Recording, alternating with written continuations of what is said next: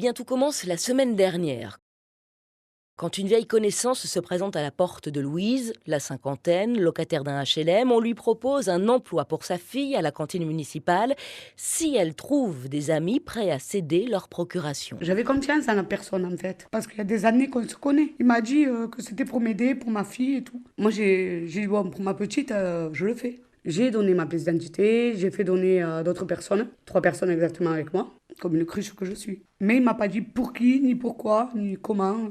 Si, il m'a dit il fallait que si je trouvais encore d'autres personnes pour avoir des voix. Et il a surtout dit à cette dame, mais je sais que votre petite, elle a besoin de travailler. Moi, je suis bien placé pour vous aider à la faire rentrer à la cantine. Qui peut dire à quelqu'un, je suis bien placé à la mairie pour aider votre fille à rentrer à la cantine? Les conclusions que j'en tire, moi, c'est que c'est quelqu'un qui est proche de l'équipe municipale en place qui fait ça. Et j'ai saisi le procureur de la République parce que ce sont des démarches qui sont contraires à la légalité par rapport au droit de vote. C'est scandaleux, quoi. J'ai entendu et j'ai lu les interventions de François Liberti concernant ce problème. C'est pas un problème qui est nouveau puisqu'il est déjà sorti en 2008, il est déjà ressorti aussi en 2014 avec diverses enquêtes. Aujourd'hui, je vous avoue que je suis très attentif à cela et je reste très vigilant. Je laisse à François Liberti la propriété de ses propos.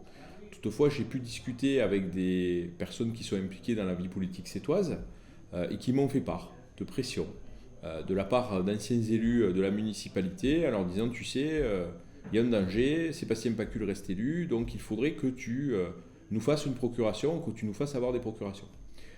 Nous sommes aussi en train d'avoir des personnes qui se rapprochent de nous pour témoigner là-dessus. Nous respectons l'ordre républicain, nous nous sommes renseignés auprès du commissariat de police. Le commissariat de police nous a dit qu'ils allaient surveiller de très près cette affaire-là, qu'ils avaient mis en place de nouvelles règles, qu'ils mettaient en place un système de vigilance vis-à-vis de cette problématique-là. Nous faisons confiance à la justice, mais en tout cas, une chose est certaine, c'est que nous n'hésiterons pas à dénoncer ce genre de comportements qui sont antidémocratiques et qui, de toute façon, ne servent qu'à une seule chose, c'est exploiter la misère de certaines personnes qui veulent pouvoir obtenir quelque chose pour leur embellir la vie et qui finalement ne se rendent pas compte de la manipulation dont on fait l'objet. Grosso modo, confiez-nous votre vote, nous nous occuperons de votre misère et on le sait, 6 ans après, la misère demeure la même. Elle s'entretient même avec 30% de taux de pauvreté et 40% sur le territoire de l'île de Thau qui est un des plus concernés dans cette affaire-là.